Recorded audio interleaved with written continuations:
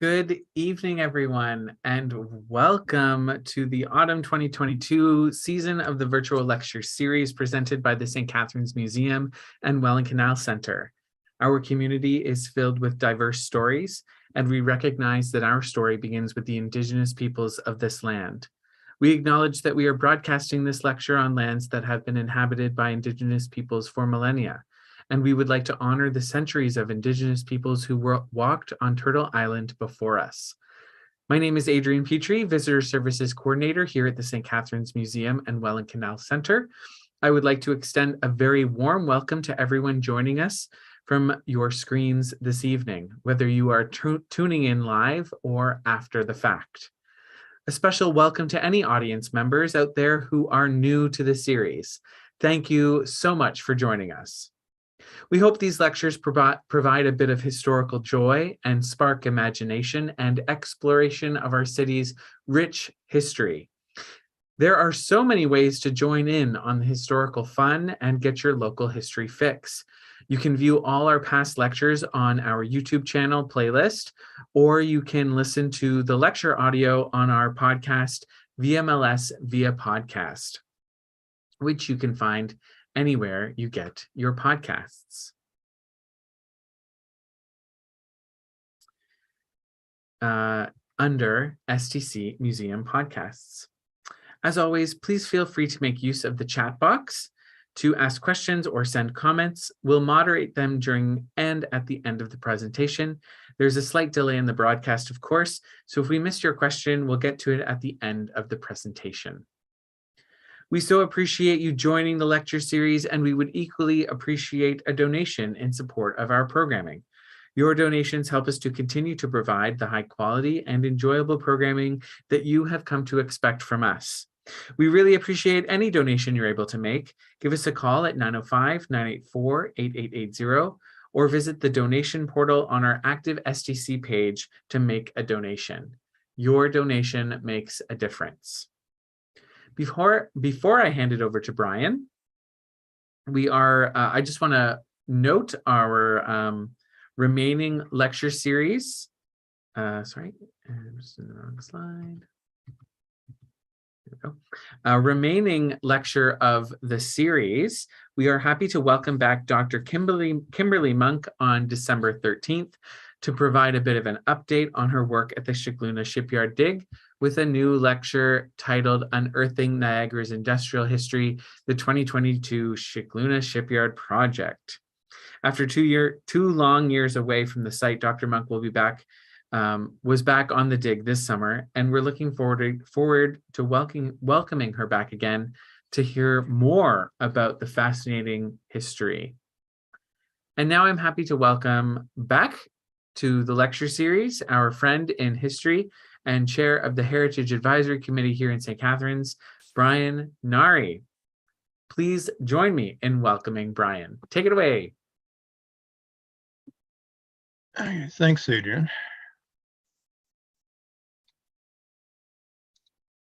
Hopefully this is going to work. There we go. Yeah, so I wanted to thank everybody for coming out and for the museum for asking me to do this talk. Hopefully you can see the slide there on the screen. Adrian, I think, was the one who suggested that I should do a talk about the early history of the Welland of St. Catharines before the Welland Canal. And it seems that when we talk about the history of the city, that everybody always talks about, you know, the coming of the Loyalists and then everything that happened after the Welland Canal, but sort of the formative years of the community are the years that are least understood, and they're actually quite interesting. And you know, there's a lot that was happening in St. Catharines at that time. I just want to say that, you know, this is a slide. I thought it was, you know, the illustration was a wonderful example of a ponderous Frau and her Mynheer riding off, you know, on their jaded horses. These were not, of course, inhabitants of St. Catharines at the time. And this is going to be a real kind of a deep dive into the early history of the city, and of course that begins with the First Nations. the Niagara Peninsula, of course, was inhabited by the Neutrals. Off in Western New York State, we had the Six Nations, the Mohawks, the Oneidas, the Onondagas, and so on. And of course, we all hear the stories about how the Iroquois, the Six Nations, or Five Nations, I guess at the time, came into the peninsula back in the 1650s and pretty much slaughtered the Neutrals. Well, I don't think they slaughtered them. They just sort of drove them out. And of course, the Neutrals, I think, were intermarried with other native groups as well. But it sort of left the Niagara Peninsula as an empty space, just where the natives would crisscross back and forth, use it for a hunting ground and so on, for the better part of a century. And a lot of the remains that we have, even in this area, for the First Nations, are archaeological remains. They're really the items that speak for the people about their culture. And on the screen here, you just see a few of the kinds of things that we find on archaeological sites. Up in the top left-hand corner is a smoking pipe. Quite often those are found intact. I guess they were very special items, and they were treated with a great deal of care. Below it is an item that I found in my own garden in the backyard. The school is still out on that one, but we think it might be a net sinker that was used in sinking nets when they were fishing. In the middle, that's the kind of remains that we have for pottery. And a lot of these are examples of diagnostic pottery. You can call them diagnostic because you get the profile of the collar with the incised decorations. But native pottery like this is extremely soft, and it doesn't survive. You don't too often find a completely intact pot. It's usually just small bits and pieces like this. And of course, on the right-hand side are projectile points, flint arrowheads and that sort of thing. The French we know they were here in the 17th century. They didn't leave much of a footprint behind them, at least not on this side of the Niagara River. The first French explorer that we know was at Niagara was Hennepin, and of course here he is in 1678, oohing and awing over Niagara Falls, which looks slightly different here than what it does today. And of course, there's always that the story that we hear about, the French taking shelter in a storm on the feast day of St. Catherine, paddling up the 12-mile creek. And that's how St. Catherine is one of the reasons why it got its name, is because, the French were here. That's sort of a tall tale, I think. There's certainly no evidence that they were here at that time, like in St. Catharines. Most of our settlement, of course, begins at the end of the Revolutionary War by the men of Butlers Rangers and their families. On this slide, you see a painting on the left that's purported to be John Butler himself. In the middle is one of their brass or silver plated badges that they would have worn on their uniform. And on the right-hand side is a rather dapper-looking reenactor who's dressed in a Butlers Rangers officer's uniform. And a lot of people don't realize that the Rangers were dressed in green and red with white pantaloons and so on, as opposed to a regular British redcoat who would have been in a red tunic. And Butlers Rangers are popular enough that, hey, they're even making action figures of them. So if you've got someone that you want to get a Christmas gift for and you don't know what to buy them, you can always get them some Butlers Rangers action figures.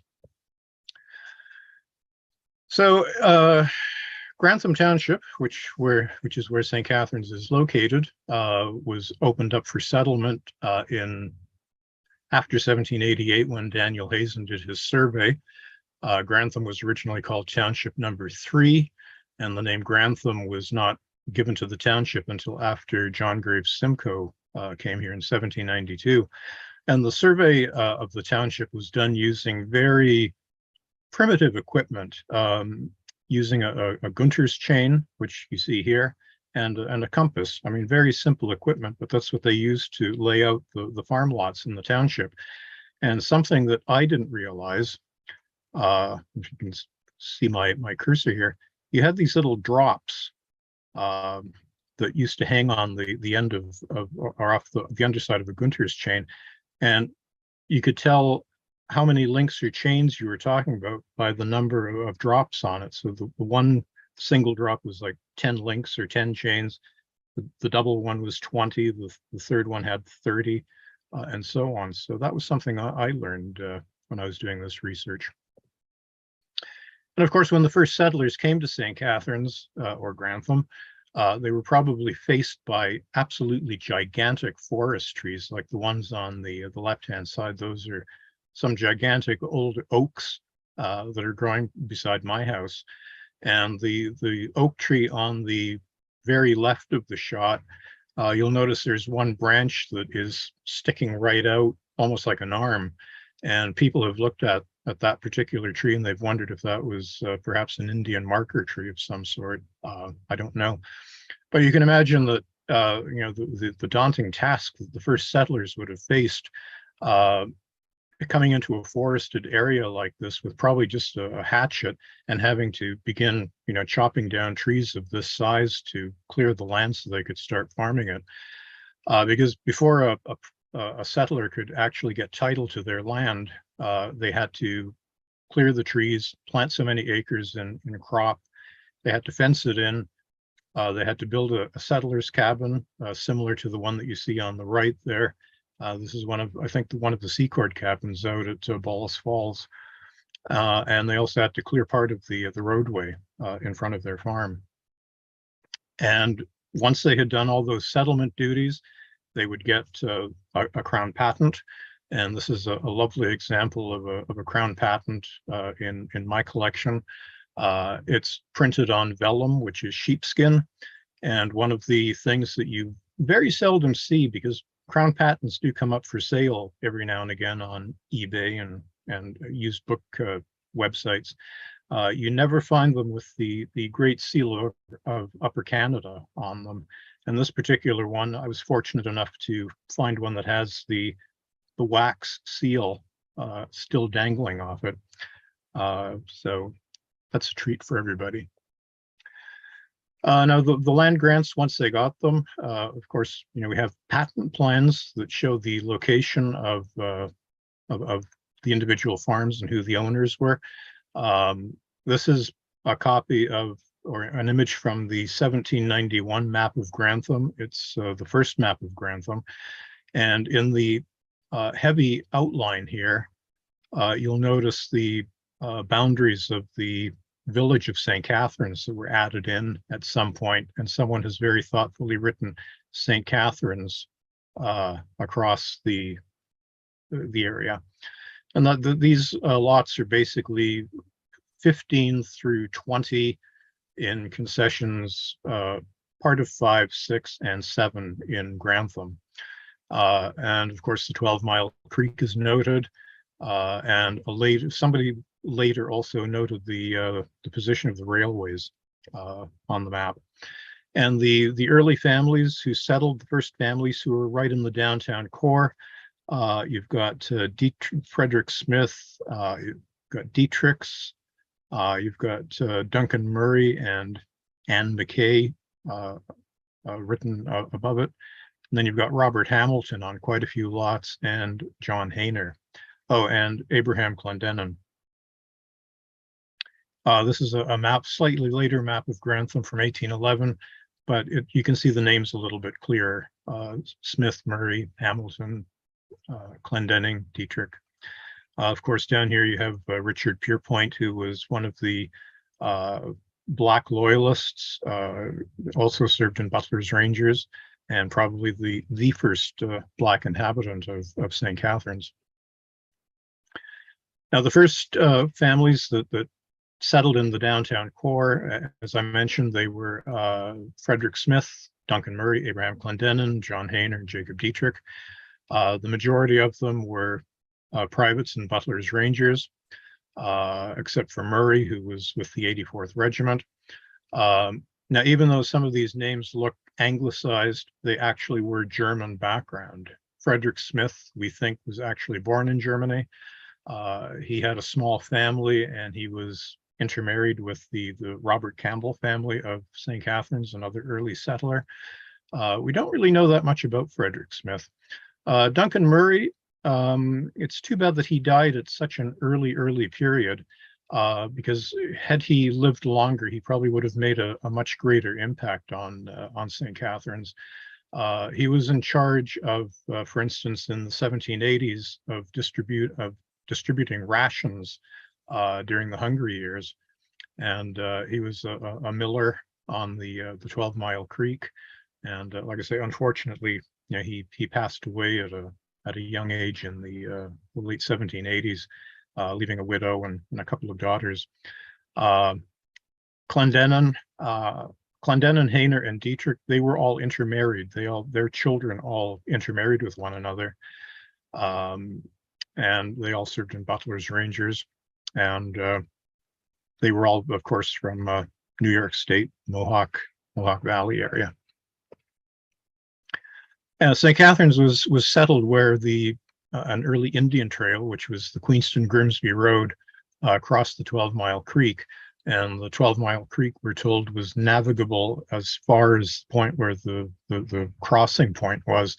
And in the slide here, where the lower bridge is, that was, roughly the point where the Queenston Road would have crossed the 12-Mile Creek.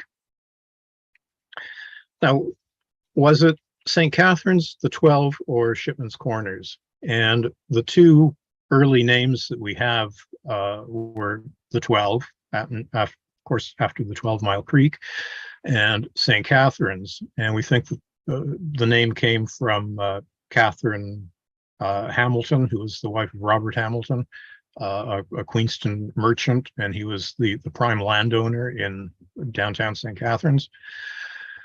And Shipmans Corners, that was sort of, one of those urban myths. People talk about Shipmans Corners, being the name of the place, but in reality, there was no corners. There was a corner where Paul Shipman had his property, which was the corner of St. Paul and Ontario Street, but there wasn't any other corner, so we can't really call it corners plural. Anyway, and the document that you see on the screen here is it's a very poor quality image, but the document itself is not in great shape. Is a February 1796 subscription list for people who wanted to establish the first church in St. Catharines. And it's called An Assignment to the Church at St. Catharines. And that is the very first time that the name St. Catharines was ever used. And it's, of course, signed by a lot of the people that I just talked about. There's, John Hayner, Jacob Dietrich, Abraham Clendenin, the Smiths. There's other Hayner family members. So that this document is sort of, the founding document for our community's name. And this, of course, is, St. Paul in Ontario. That is Shipman's Corner, where the Shipman Tavern would have been at one point, because St. Paul Street, St. Paul West, did not extend through across to the Burgoyne Bridge at that point. It terminated here at St. Paul in Ontario. So this corner area was the focus of the early community. That's where all the early businesses are located. Probably the first market was here as well. And most of the first residences were down Ontario and along St. Paul, probably down William Street as well. This map shows the location of where the first church was, which was, of course, right here. And as you can see, the limits of the churchyard extended back to the other side of St. Paul Street, back into the area where the cenotaph is now. But this area was not, the strip was not open until 1915. There's now a plaque honoring the first church in 1796 with a little image of what we think it looked like. There's the names of all the people who signed the subscription document. And back in 1996, when St. Catharines celebrated the bicentennial of the name, we issued this little commemorative coin that you could spend in the city if you wanted to. There's the church, and there's an indication of the little cemetery area that used to be around it. This, of course, is now what's left of the first church site. This is on the one side of St. Paul Street. There could still be burials in this area, just because they say all the graves were moved. You know, any good archaeologist knows there's always remains that are left behind. And this is the area by the cenotaph. So the churchyard extended across St. Paul and back into this area. The earliest buildings in the settlement in, say, the first 5 years or so included the church. There was a schoolhouse. There was a storehouse built by Robert Hamilton. There was a tavern that probably was around 1797, maybe built by George Adams. And there was a dairy and a cheesemaking operation that was established by John Backhouse. And the Backhouse Dairy was a little bit north on Yates Street, around where the Springbank Hotel used to be. And the fine gentleman that you see at the right-hand side is Mr. Robert Hamilton, the Queenston merchant, whose wife is the namesake for the city. And even after Backhouse moved away from St. Catharines, because he left here at a very early date, people still knew that he was, in addition to being a miller, they still knew that he was a cheesemaker and produced apparently very good cheese.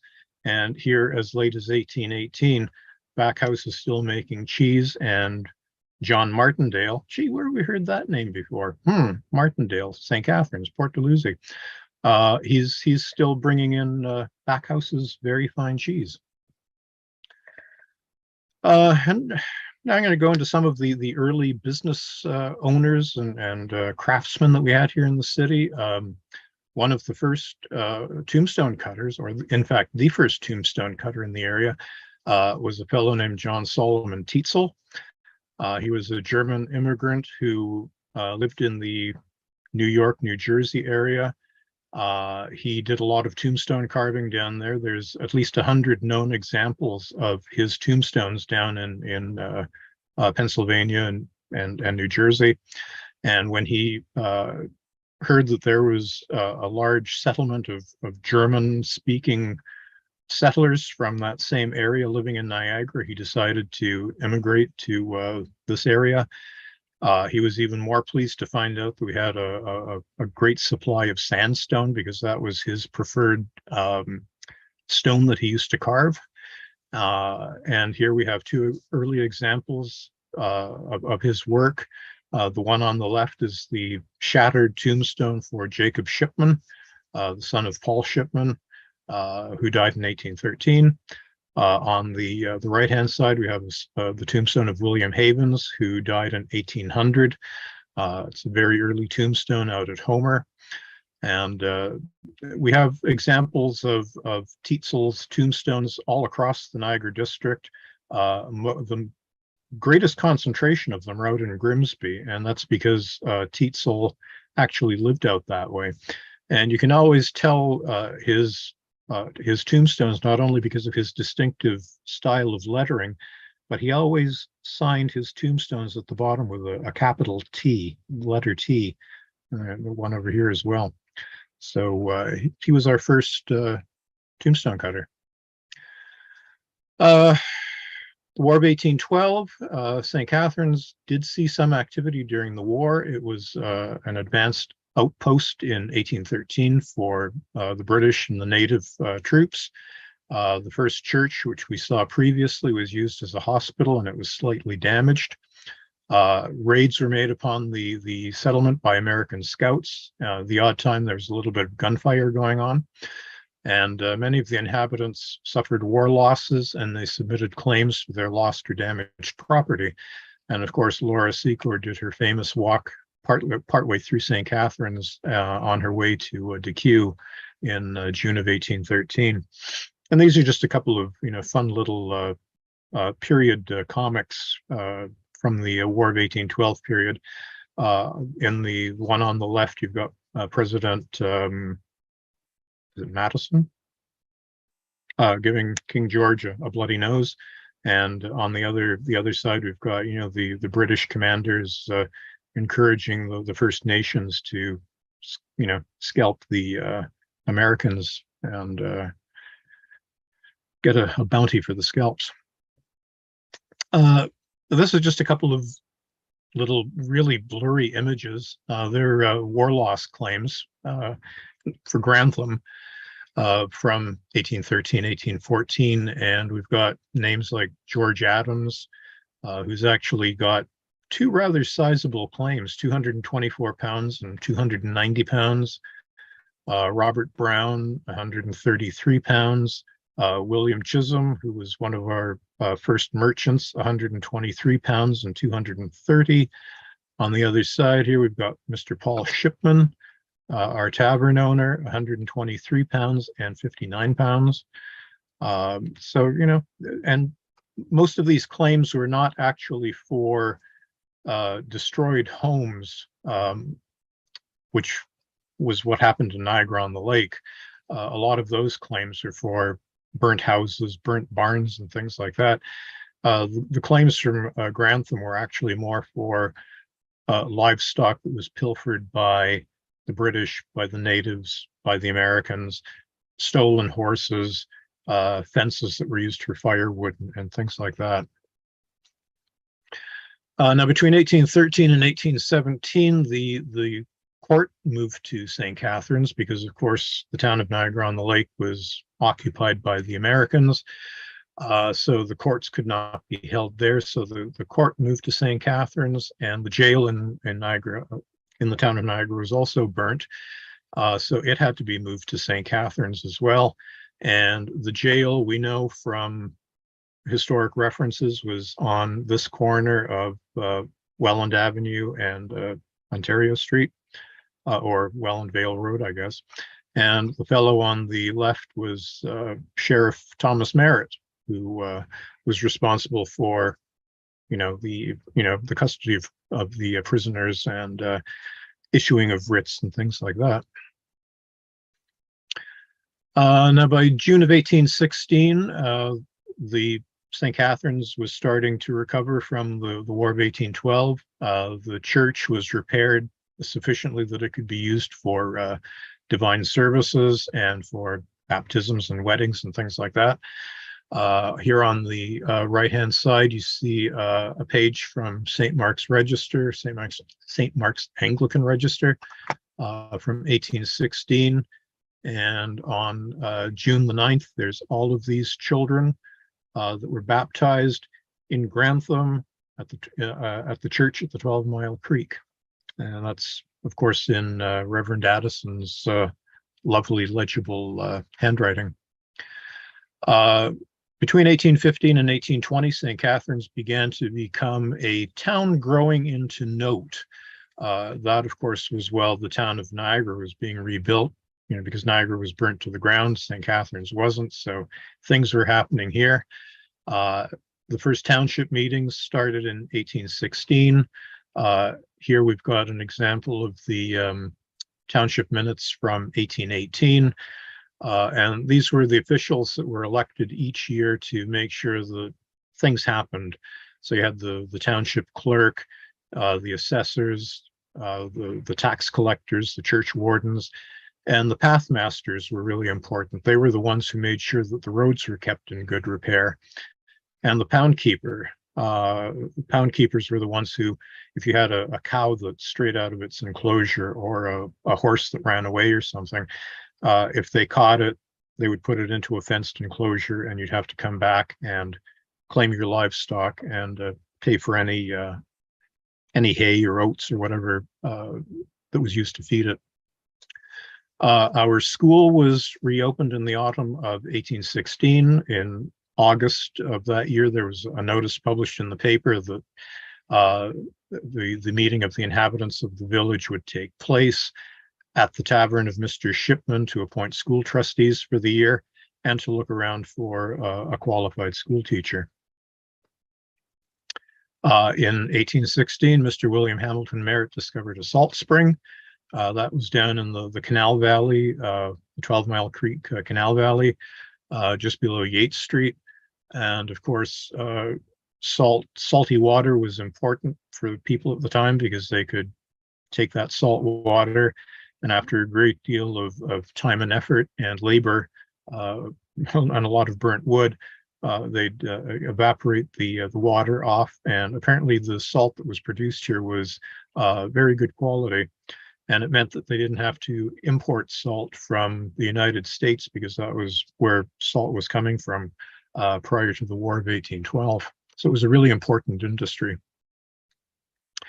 Merritt also operated a sawmill. He had a grist mill. He had a distillery. I mean, just what did Mr. Merritt not do? In this case, 1816, he's advertising his sawmill and for delivering lumber to Fort George or any other place. Now, misfortune struck the community in August of 1816. Someone apparently had a vendetta against Sheriff Thomas Merritt. They set fire to part of his farm. They destroyed his barn, his outbuildings, his wheat, his hay, his farming utensils. 12 sheep were lost and poultry, an estimated value of $4,000, which was quite a considerable amount of money at that time. And even more so when you think that, Merritt was offering a $500 reward for any information that would lead to the conviction of the arsonist. This was something I was surprised to see. By 1816, we had our own newspaper being published in St. Catharines by Mr. Richard Cockrell. He published the Niagara Spectator. It was originally established in the village of St. David's. We don't know why Cockrell moved it to St. Catharines. My suspicion is because Cockrell was also a school teacher. And you remember that we just had a meeting of the school trustees and they were looking for a teacher. So they probably hired Cockrell as a teacher. So when he moved here, he brought his printing press along, and the St. David's Spectator became the St. Catharines Spectator. And then in 1817, when Cockrell decided he was going to move back to the town of Niagara, it became the Niagara Spectator. Cockrell was an interesting individual. Like I say, he was not only a teacher, he was also a land surveyor. He was a published author. He wrote a couple of books on the education of children. He wrote a book on land surveying. He was a member of Parliament for a while. And again, he might have done a lot more for the community had he actually stayed here. But then he decided he was going to go to Ancaster. And that was where he eventually died in 1829. And he was a sufficiently important person that he's got a notice in the Dictionary of Canadian Biography. John Wright opened his famous tavern at the intersection of St. Paul, Geneva, and Niagara Streets sometime late 1816, early 1817. It remained in business until at least the late 1820s. And the thing that I find interesting about some of these business advertisements is that they advertise the village of St. Catharines on the Welland Canal, but you'll notice it was in 1826. I mean, that was even before the Welland Canal was open for trade, but they were already, pushing the fact that there was going to be this great water link that was going to, join the lakes and climb the mountain. And it just, it was a really exciting time to be in St. Catharines. In 1817, Dr. Moore, who was a member of the Royal College of Surgeons of London, decided that he was going to set up his practice in St. Catharines. And you'll notice here, of course, they're still not sure about the name. It's the village of St. Catharines, but in case you don't know, that's the 12-Mile Creek. He was joined early in the spring of the next year by Dr. Reed, who had been at Kingston in Eastern Ontario for a number of years before that. And he will punctually attend to the calls of those who may honor him with employment, and hopes that his qualifications are such as to entitle him to a share of public patronage.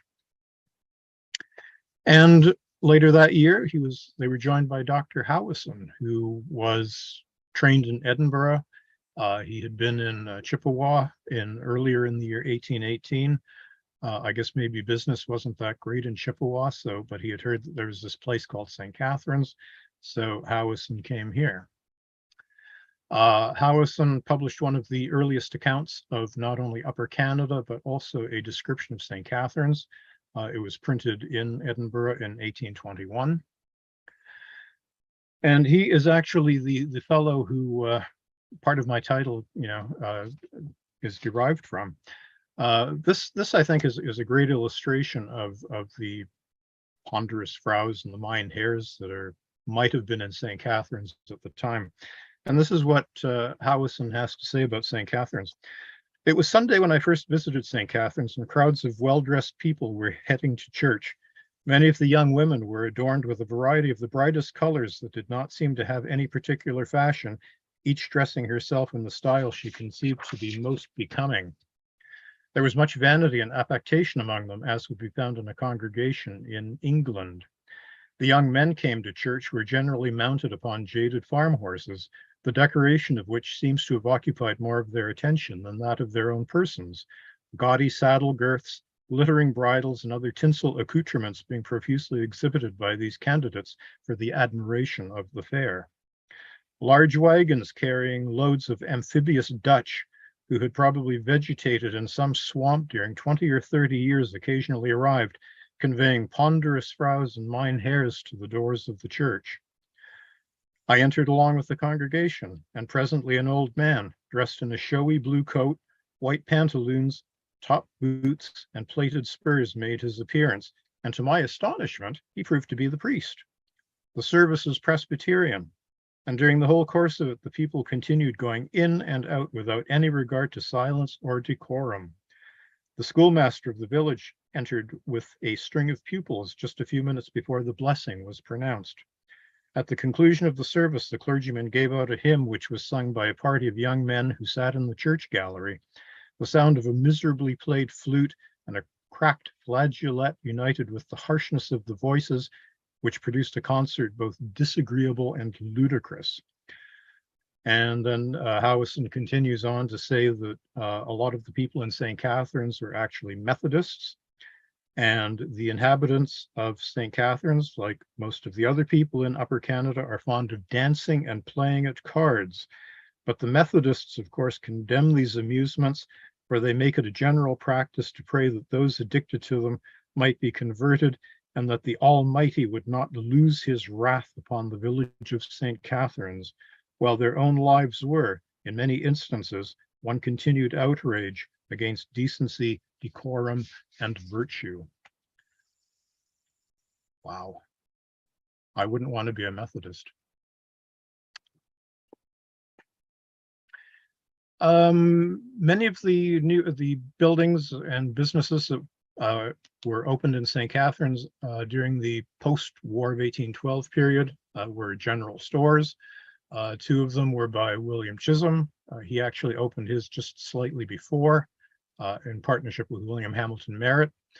And then William Hamilton Merritt, after the war, entered partnership with his brother-in-law, Charles Ingersoll, and their business was successor to Ingersoll and McKenney, which was dissolved in 1816.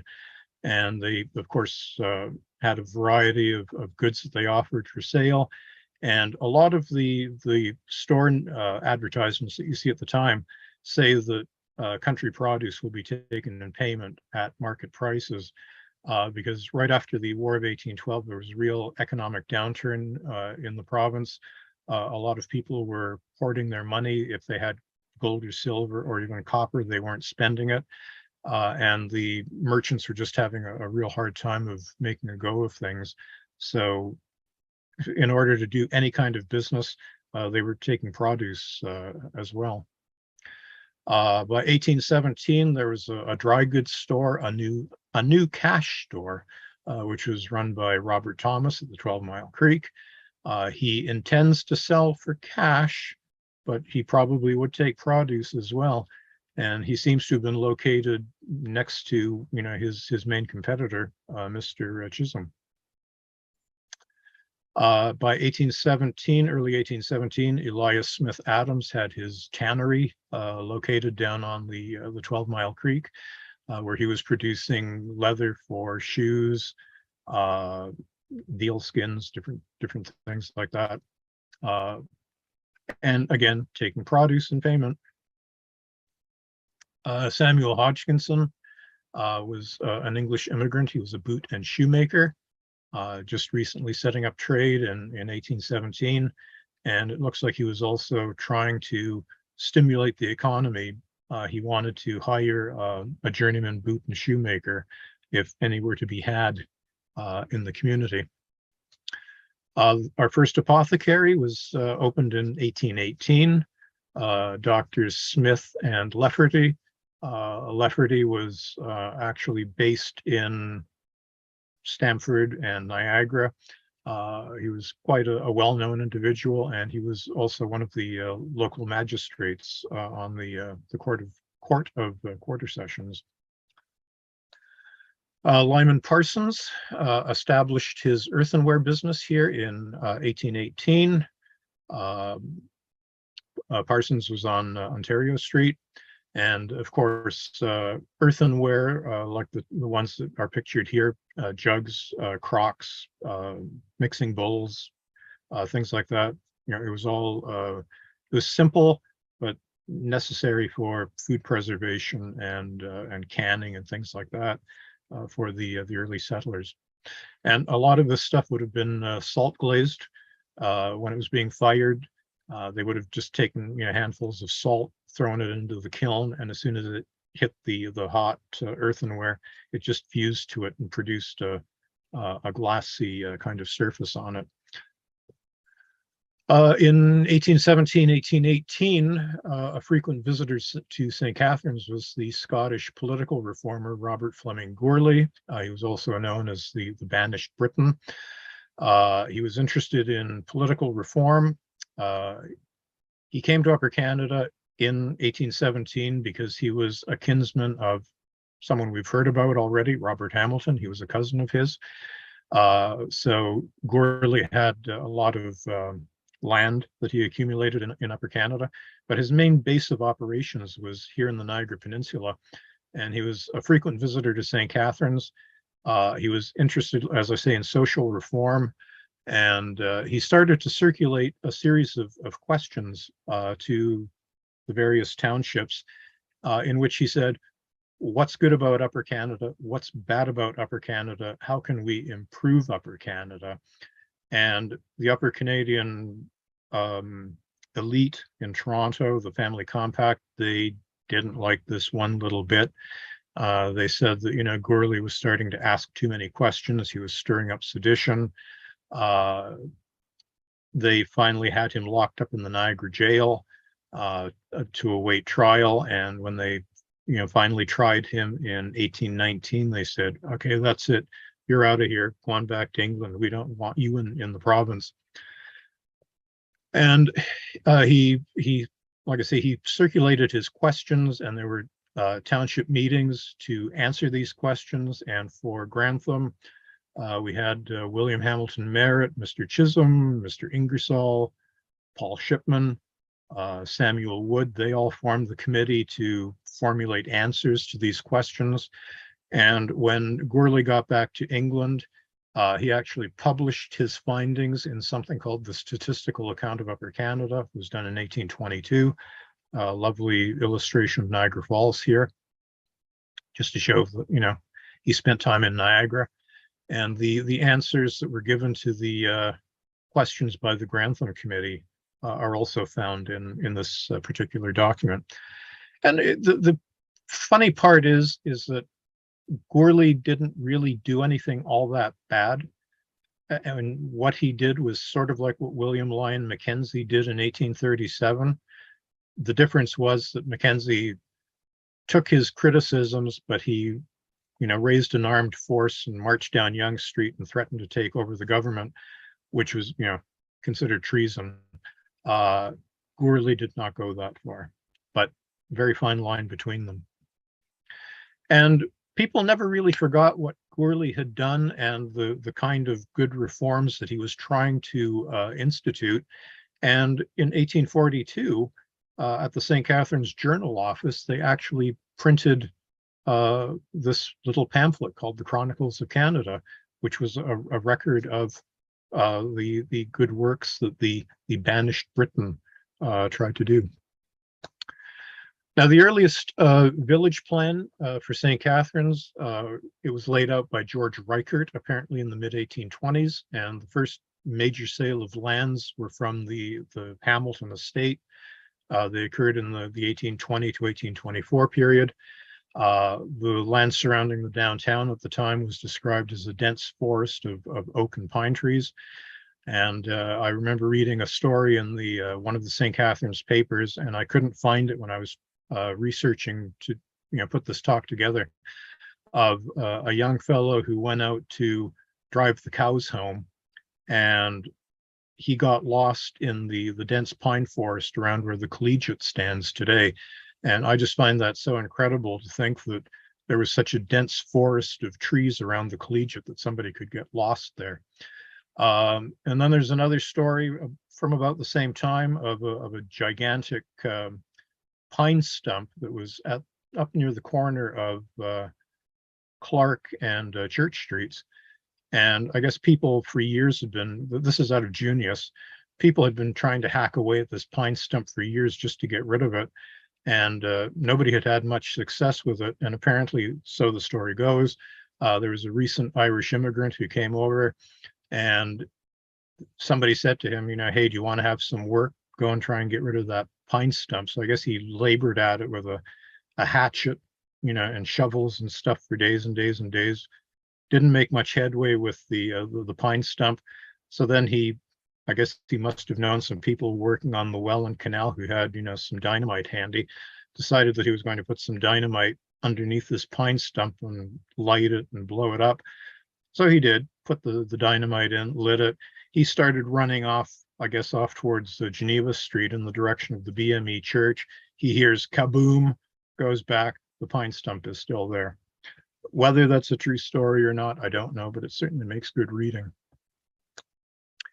Now, Mr. Clendenin, who was a son of Abraham that we talked about before, he decided he was going to cash in on this real estate boom that was going on in St. Catharines, but instead of selling 10-acre lots, he was going to sell 50 village lots of anywhere from a quarter acre to an acre. And editorials in the newspaper at the time were really critical of Mr. Clendenin. They said, if anybody's doing anything to retard the progress of this village, it's him, because he's just gouging, he's greedy, he's selling property at a huge markup. And they were not particularly happy. So this map is misdated. It says St. Catharines previous to 1809. It's probably meant to be 1829. But you can see how the village was starting to develop. You had these larger lots that Merritt would have bought, and Adams from the Hamilton estate. And Chisholm and Shipman as well. But then you've also got these small lots along St. Paul Street, which was beginning to become, the commercial core. It was gradually spreading out from the Ontario and St. Paul intersection. So that's when you start getting these smaller lots being subdivided. Of course, on this map, you've still got the church lot marked here. This is, of course, Shipmans Corner up here. Chisholm started to construct some of the first residential houses in the downtown core, and of course they were probably located on William Street, which we think was named after him. In June of 1819, he's advertising 2 houses that he's going to rent out, suitable for mercantile or mechanics business, or for the accommodation of their families. More homes built faster, a bill that we just had passed by the Ontario legislature. We sort of have the same kind of attitude here in 1826. An advertisement in the St. Catharines paper for 500,000 bricks wanted for the erection of buildings in the village in the coming spring, and for scantling and boards.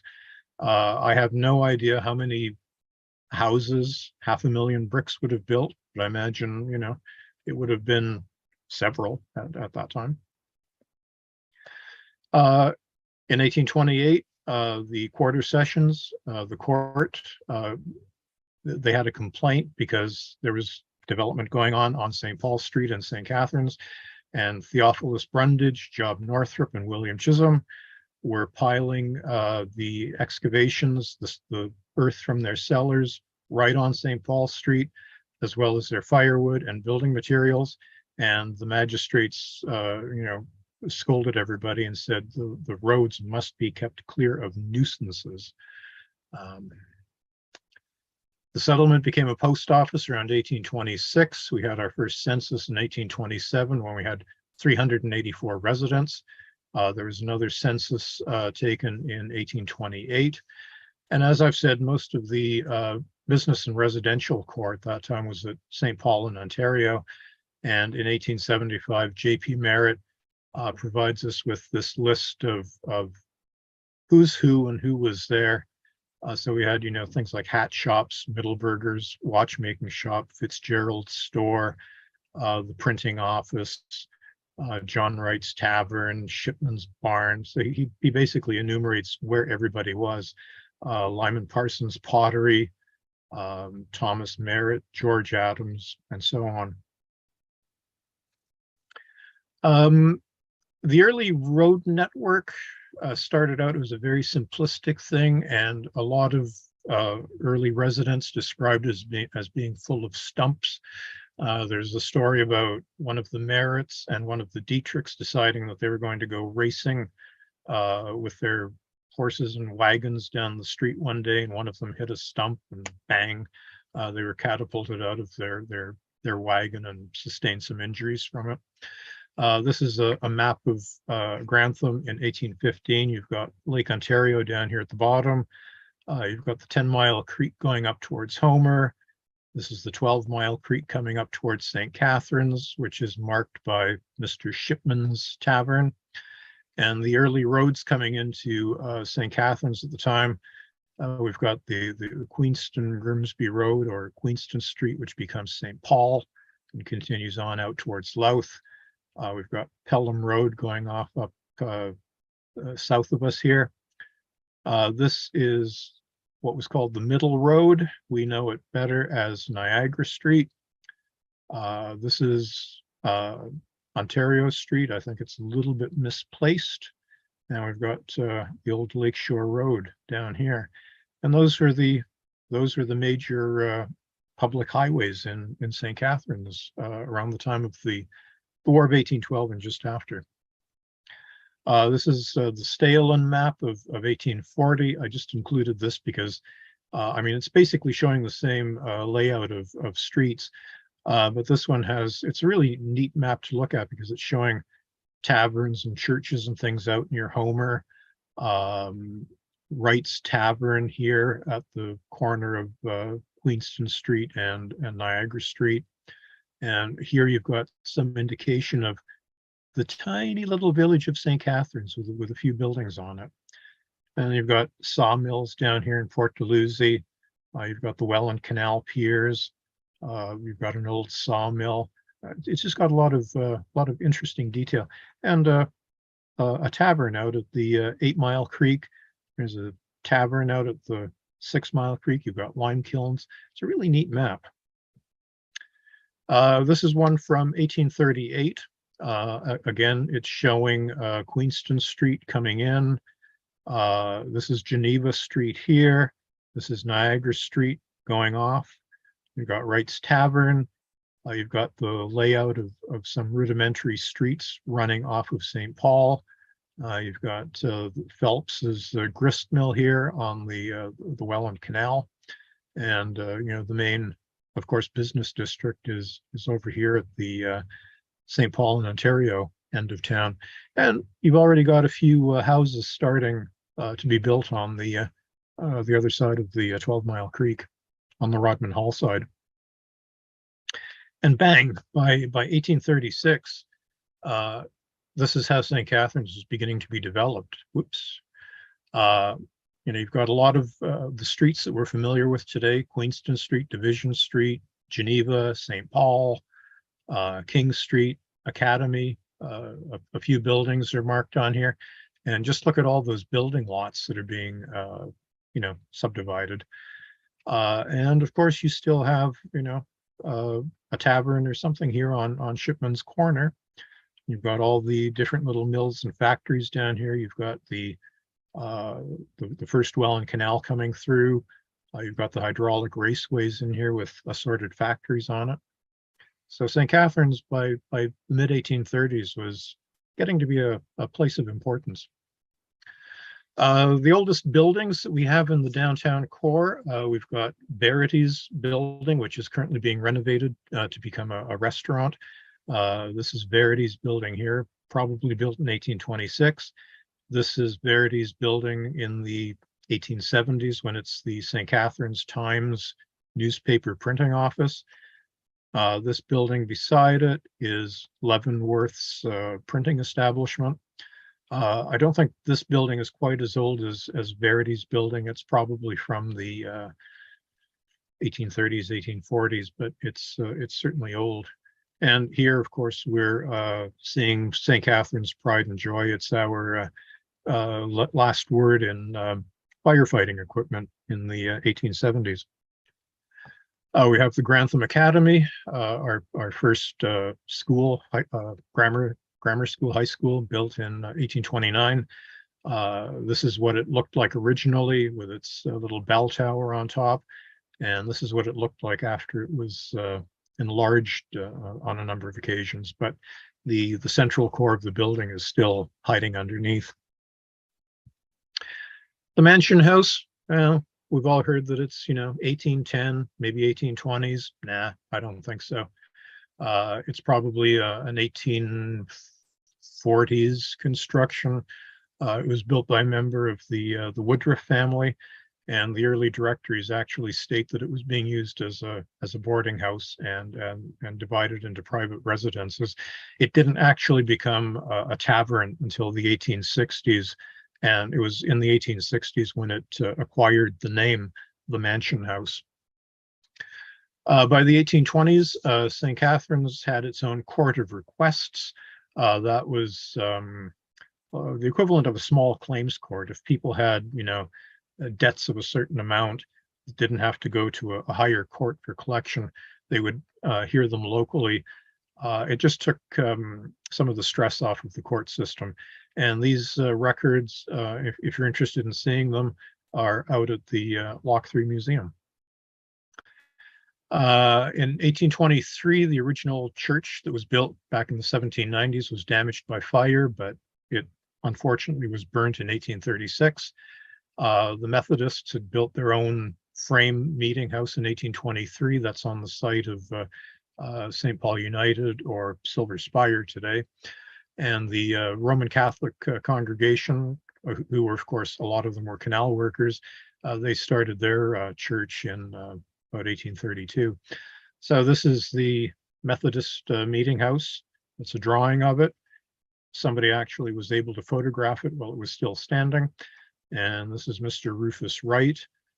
He was one of the elders in the church, an American who came to St. Catharines at a very early date. He was a carpenter, cabinet maker, and so on. His brother was also cabinet maker, carpenter, probably our first undertaker, because he was making a lot of coffins for people in the 1820s and 1830s. And his brother, who's named Gershom Wright, was also the town's tax collector.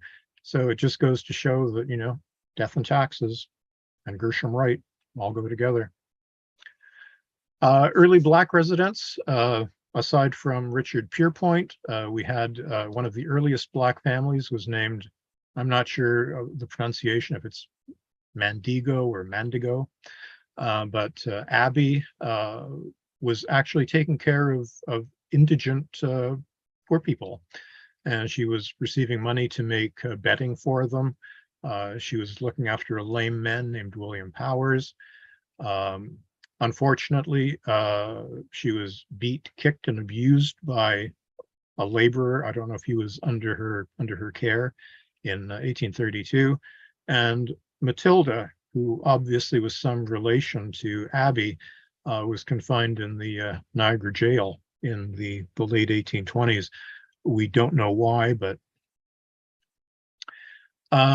December 1825, Hiram Leavenworth comes to St. Catharines, and by February of 1826, he's produced our first newspaper, the Farmer's Journal and Welland Canal Intelligencer.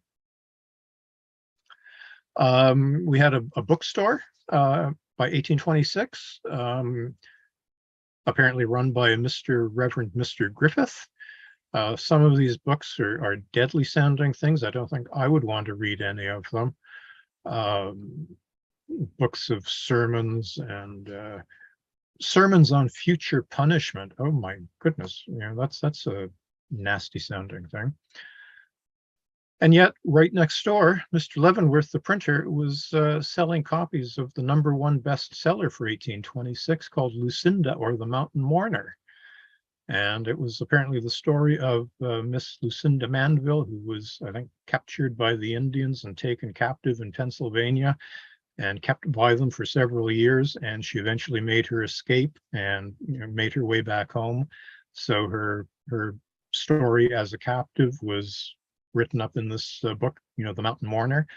The woodcut on the right-hand side here shows Lucinda, looking none the worse for wear for having been out in the mountains for a while. She's got a rather interesting looking dress. She's got a nice big flowered bonnet on her head. And what the heck is she carrying? Is that a bunch of bananas or I don't know. But anyway, so that was reading material for St. Catharines in 1826. Now, Mr. Merritt's Ditch, the first Welland Canal, there were a lot of subscribers to it. As you can see, this is another double-page spread of the people who gave money to have the canal built. The original intention was to convey water from the Chippewa Creek across towards to Deque Falls and then down into the 12-Mile Creek. So it would help to power Mr. Deque's mill and, of course, help to power Mr. Merritt's mills during periods of the year when water was at a very low spot. Unfortunately, a lot of people didn't quite like the fact that the canal was going to go down the 12-Mile Creek Valley. The inhabitants of the town of Niagara said that wouldn't it be better for business if the canal started here at the mouth of the Niagara River, just outside the town of Niagara, came across Niagara Township, across the 4-Mile Creek, crossing the 10-Mile Creek, and then up into Thorold. And they continued to ask for a canal until the 1830s. This is another series of proposed routes for the canal. Someone else said, well, why don't we start it here at Queenston, have it go to St. David's, then climb the escarpment in through Stamford or Niagara Falls up to Chippewa. From there, the canal could go, ships could sail along the Chippewa Creek out to the river, or they could go along the Chippewa Creek out, towards, Marshville and that area. They would have to make cuts through the meanders of the creek to make it a more direct route. They could also have these little short routes of canal going up into Thorold. Then somebody said, well, why don't we have a canal going from the 20-Mile Creek through, Clinton and Louth down into Waynfleet. And someone else said, well, we could also have it going through Gainsborough down to the Grand River, or have it coming from Grimsby down to the Grand. There were all these different variations on the route. And this is one of the craziest ones. You can't really see it that well, but they were proposing to have a canal starting here at Burlington Bay, having it run all the way along the bottom of the escarpment into Clinton, then having it climb up into Gainsborough and go across down to Canberra, and then from there down into the Grand River, and then accessing Lake Erie.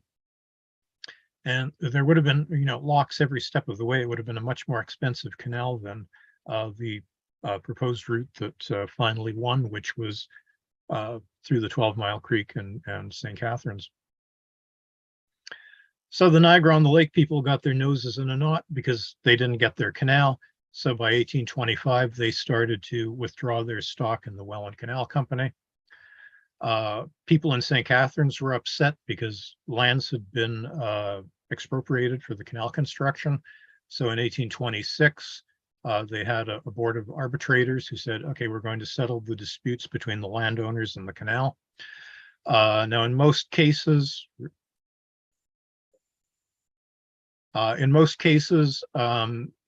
they didn't give people any money. They said that, the advantages of the canal were equal to the disadvantages. So you lost soil, big deal.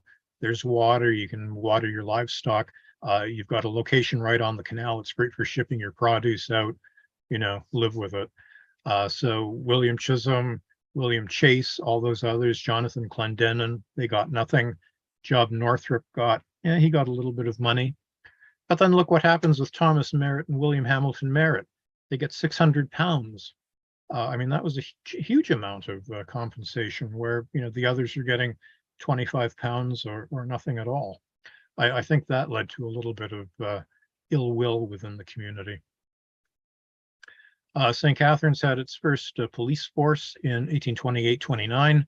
The policemen were usually able-bodied men like innkeepers and blacksmiths. Innkeepers in particular, because people were constantly stopping into taverns for a drink, so they could sort of be the eyes and the ears of the community. So these are the first policemen in St. Catharines: John Wright, Thomas McMahon, Thomas Gilliland, and Jonathan Raymond. McMahon, as an innkeeper, was charged with keeping a disorderly house where common, ill-governed, and disorderly people of evil name and fame, of dishonest conversation, would come there to drink, tipple, whore, and misbehave. And we had a case where banknotes were being stolen out of people's luggage at his hotel. And Joseph Colson, one of the dangers of having so many taverns around, you had intemperance. He was an employee down by the salt works, and he was found dead one day in a puddle with his hands in his pocket. So there, but for the grace of God go we when you've got demon drink involved. Samuel Wood was the first coroner for St. Catharines. He held inquests from time to time on the bodies of people, whether known or unknown, and he would charge the district the cost of digging graves for them at St. Catharines. There were other things that went on, social problems, assault and battery, that sort of thing. Thomas Sears assaulted Catherine Raymond, the wife of Jonathan Raymond, the constable. He beat her with his fists, knocked her down, gave her a violent kick with his foot and shoe in her bowels. She is seriously injured, but likewise, Sears was also charged with assault and battery by other parties. James Dunlop, a saddler, was charged with assault and battery by Henry Carter. He dragged Carter out of bed to the floor, beat him with his fists. He was much injured. Sylvester Glynn was also beat by Dunlop. He was ejected from his premises, had all his property dragged out, was given heavy blows to his face and his eye. and his wife was, on the eve of childbirth. So fortunately, Dunlop was found guilty of forcible entry and detainer.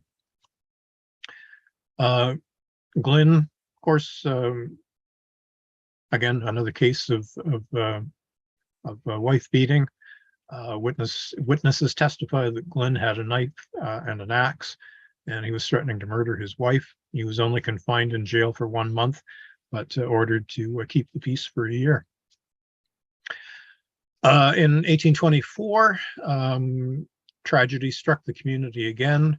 William Hamilton Merritt's sister, his niece, and their traveling companion. Their boat was the ferry that they were in, crossing at Queenston, Lewiston. They were upset by ice that turned the boat over. All three of the women were drowned at that point, buried behind St. George's Church. In 1825, Paul Shipman, our innkeeper friend, passed away from a lung complaint. His wife is also buried behind St. George's Church. One thing I should also point out about Shipman is that he was also German background. You wouldn't know it from his name, but apparently, and he came up from New Jersey as well, I believe. His name, or his family name, was actually Schupman, and his wife was Elizabeth Hauk, but that was anglicized to Hawk. So there's this German influence that keeps showing up in St. Catharines at the time. And of course, our longtime merchant and leading citizen, William Chisholm, he died in 1828. Job Northrop, who ran a business called the Yellow Store. He was also quite a colorful individual. He died in 1833. They were real blows to the village, because these were the leading men that were passing away. And our first permanent Anglican rector, the Reverend Parkin, he lost his son in St. Catharines in 1828. Possibly because of that, he gradually became mentally unbalanced, and he returned to England, where he died in an asylum in 1844. And here at the bottom, you can see this is the death or burial register entry for Edward Parkin. He's clerk, which is the way of saying he was a reverend, and he died in the lunatic asylum February 3rd, 1844, at the age of 53. So the tension between the American settlers of the 1820s, American settlers were allowed to start coming back into Upper Canada in the 1820s after the end of the War of 1812. Immigration was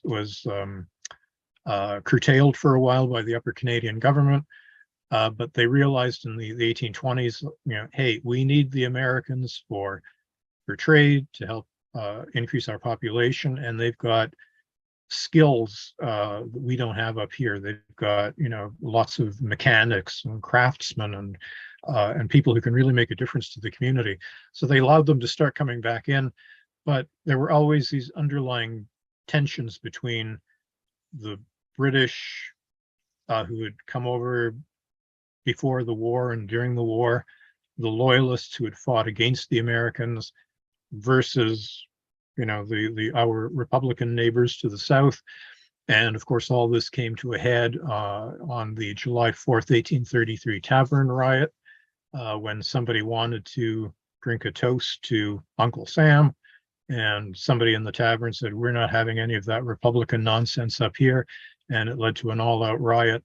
But like I say, that's another story for another time. And that's all, folks.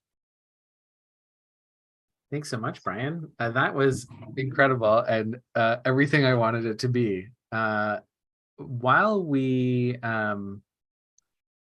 wrap up here, folks, if you want to put your questions into the chat box, that would be great. Questions and comments for Brian can go into the chat box. If you did enjoy tonight, of course, I'm sharing the wrong thing. If you did enjoy tonight's lecture, where did it go? What'd you do, Adrian? I don't know. Whatever. People know what the slides look like. Okay. Anyway, let me just okay. I don't know what's happening. Too many windows open. That's likely the problem. So if you enjoyed tonight's lecture, please consider making a donation to the museum so we can continue to deliver the high quality programming you come to expect from us. We really appreciate any donation you're able to make. Give us a call at 905-984-8880 or visit the donation portal on the active SDC page that was linked in the email. On the VMLS email today. Your donation does make a difference. My camera's gone too. Okay, there we go. I'm back. Oh, hello, everybody. Hi, Adrian. I'm not just a voice from beyond. We'd also like to remind everyone to please like and follow and subscribe on all of our social media channels, including here on YouTube and WordPress and our podcast as well. If you enjoy our content, please share it in your networks to help more of our community join in the historical adventures. And those numbers really do help us to keep going. Coming up next on the Virtual Museum Lecture Series, we welcome back Dr. Kimberly Monk to talk about her work at the Shigluna Shipyards on December 13th at 7 p.m. We'll see you then. The Virtual Museum Lecture Series is, of course, produced by the St. Catharines Museum and Welland Canal Center and the City of St. Catharines. And we do have some questions and comments. I'm going first, though. First, a little announcement while we have everybody too. Brian was talking a little bit about the war claims losses. And Brian, way back in 2012, put together an awesome book. And we still have copies available for sale here at the museum. If you're interested in finding out more about the war claims losses after the War of 1812, you can come and get a copy here at the museum. We have lots. It's a beautiful hardcover book that Brian put together with a team, I'm sure. Was that my Loyal and Patriotic Society report? Correct. Ah, yes. Very good. A labor of love. A labor of love. And a great, really great copy. We still have copies. So please do come in. It makes a great gift for any of, if anybody, if you're watching out there with someone who really enjoyed Brian's lecture, that's a Christmas present for that person. Makes a great stocking stuffer. Yes, great stocking stuffer. Yes, for sure. Another really interesting connection to some exciting stuff that's been going on here at the museum is that we've opened the first of our new permanent galleries, our new intro gallery, which is actually called A Town Growing into Note. Kathy, our curator, also found that sort of nickname for St. Catharines, and our new gallery is called A Town Growing into Note. Features a couple of artifacts from before the canal, as well as artifacts from all throughout the history as our new introduction gallery. So that's the very first gallery of phase 3 of our interpretive plan. It opened about, it feels like yesterday, but it's probably about a month or 6 weeks ago. I can't remember. Time flies. So do come and see it if you haven't seen it. Some really cool comments. That pine stump story is one of my favorites. I'm so glad you were able to tell it.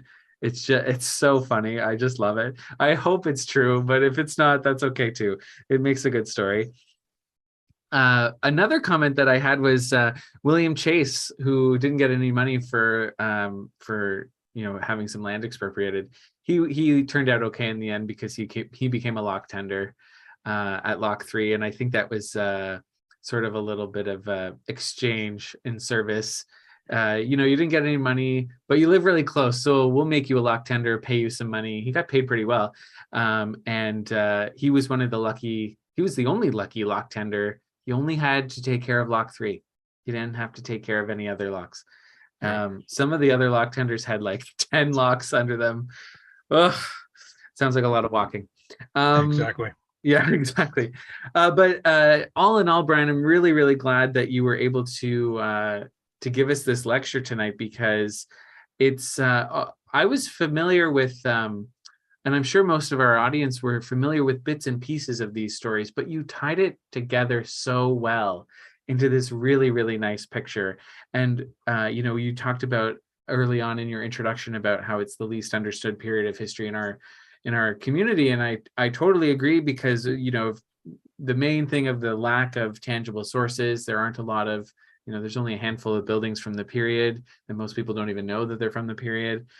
But then also the dominance of that canal narrative as sort of the beginning of the city and the beginning of the community. I really wanted to put some effort into the pre-canal story, and you hit the nail right on the head. So thank you very, very much. The one thing that I found was, as I started to do this research, there really actually is quite a lot about that post-war of 1812, say up to about 1830 period. And as I was putting the talk together, I was going, oh, I'm getting too many slides. I can't talk about that. Get rid of this one. And I was starting to, throw the babies out of the bathwater, As you know, here on the lecture series, there's no time limit. I'm glad you ended when you did, to be honest. It's been a long day. But as the person who still holds the record for the longest lecture on the series, I get it. I totally get it. It's so hard. There's so many great stories, and I'm looking forward to a time in the future when we can look at some more. The comments all in the chat box, no questions, but all the comments reflect my sentiment as well. Belle's on the lecture tonight. Hi, Belle. Terrific presentation, Brian. Very satisfying, particularly for a map geek. There were some great maps. That one, the idea of a canal from Burlington Bay makes me laugh every time, because when they were building the canal in the first route, in the established first route, they were so worried about how long it was going to take the whole time. And so if they had actually picked Burlington Bay, it would have been like, I don't know how long it would have taken to get by. Not just expensive, but man, your journey would have been days and days and days and days. So I'm glad they picked sort of the best travel route, as well as the St. Catharines route.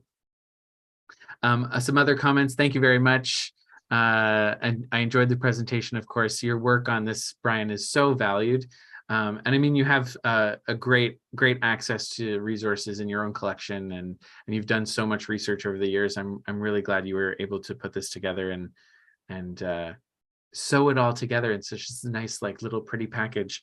I do have to mention one of my favorite, when you didn't get into this, and this actually could be another whole lecture, but one of my favorite things about the early newspapers is all of the advertisements for missing animals. Yeah.